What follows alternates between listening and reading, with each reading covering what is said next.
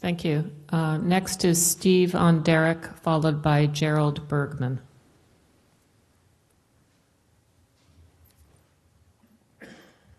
Yeah, that last one was a good one. So I've written something today. I'm just going to try to read this as best as I can. There's a mural behind the Micro Center off Magazine Street and Memorial Drive that depicts Cambridge residents fiercely halting construction of a federal highway project that would have destroyed hundreds of buildings and forced thousands of residents out of their homes.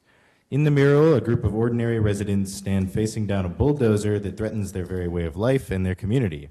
One man holds a broom, fending off the bulldozer. An elderly woman holds her hands up in defiance, asserting her right to exist where she is. Had the highway been built, Central Square as we know it would not exist today, and there would be a highway just a few blocks down the road from where we are meeting right now. The EMF building would have been demolished decades ago, and the Out of the Blue Gallery, which flourished for a time in a building that has now been sitting shuttered and empty for months, would never have been able to exist at 541 Massachusetts Avenue.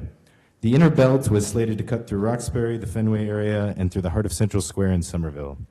The Beat the Belt mural was recently restored by the city of Cambridge.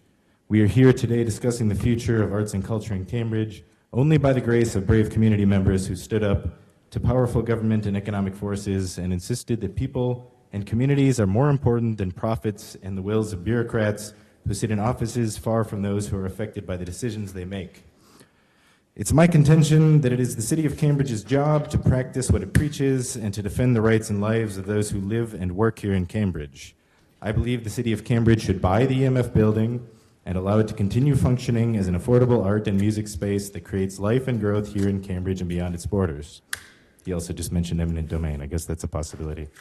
I believe John P. DiGiovanni should recognize that he's made a mistake and agree to sell the property to the city for the same price he bought it for. His company has already been paid 2 years of rent on the building, and he is already a wealthy and powerful man. I would like to remind John that there is no shame in changing course when one has made the wrong ethical decision. In fact, doing so demonstrates integrity and strength of character.